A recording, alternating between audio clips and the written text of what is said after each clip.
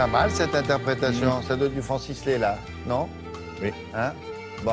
Alors, donc, ce 8e festival du film francophone d'Angoulême s'est terminé dimanche soir. Un mot sur ce festival-là qui prend de plus en plus d'importance. De plus en plus d'ampleur. Donc c'était la 8e émission, 30 000 spectateurs.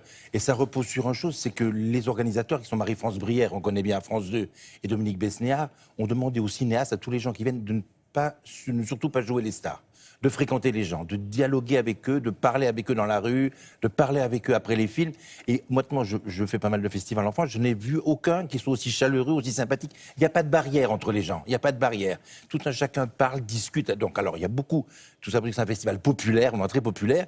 Et la preuve que populaire, Jean-Paul Rappeneau, qui est quand même un grand cinéaste français, a choisi Angoulême pour présenter son dernier film Belle Famille, et Lelouch, autre grand cinéaste populaire français, quand deux cinéastes de cette envergure, a choisi Angoulême pour clore le festival avec son dernier film, donc qui s'appelle 1+1. Alors 1+1 parce qu'un homme et une femme, c'est pris. Déjà.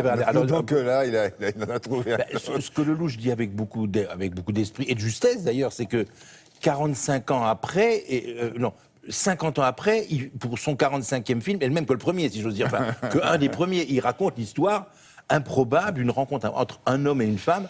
Alors cette fois, la femme, c'est l'ambassadeur de France, de l'ambassadeur de France en Inde, Elsa Zilberstein, qui était patente, qui est tout à fait parfaite, et puis elle rencontre un garçon, alors on ne va pas dévoiler le film, qui a un peu la casquette de Belmondo dans Flic et Voyou, qui est Jean Dujardin, l'entrée de Dujardin, qui est habitué à un cinéma extrêmement précis, extrêmement Hazanavicius, et l'artiste, qui est un cinéma extrêmement détaillé, extrêmement calligraphique, qui joue avec Lelouch, et tous les deux racontent que ce qui est beau avec Lelouch, c'est les sorties de route. Le film. Non, mais là, il est en roue libre. Épatant. Il est incroyable. Il est totalement irrésistible. Alors, Frénésie, Angoulême, beaucoup d'applaudissements et tout. Et encore une fois, un contact populaire très intense pour nos trois amis, avec Christophe Lambert, qui est aussi dans le film, qui joue l'ambassadeur.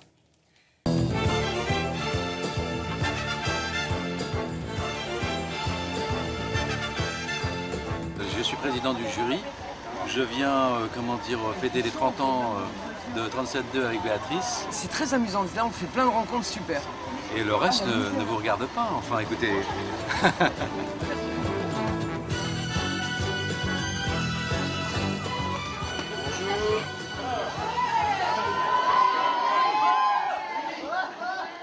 Le secret de la réussite de ce festival, c'est qu'il est près des gens. C'est un festival très démocratique, où les stars peuvent s'adresser aux gens dans la rue. Et puis il y a eu ce qui s'est passé avec Claude Lelouch, 1+1, avec Dujardin et Elsa Zilberstein, qui a eu un succès incroyable.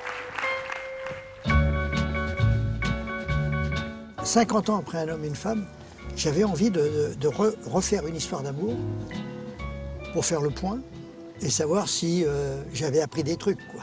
J'avais très envie de faire le portrait d'un homme qui se fout de tout, qui pense qu'à sa gueule, qui est égoïste, c'est le dernier des machos, à l'opposé d'une femme qui prend tout à cœur.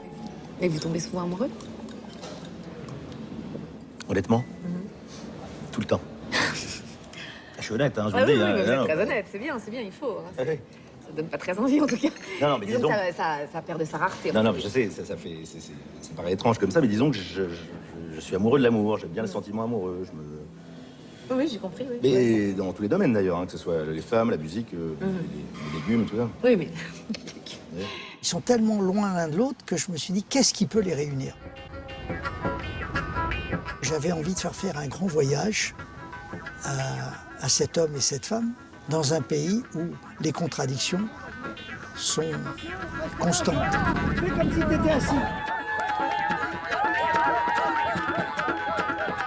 Je veux dire, l'Inde est un pays qui change les gens qui vont là-bas et ressentent ce pays. Moi, je le reconnais, je ne suis pas le même. C'était le film de tous les dangers.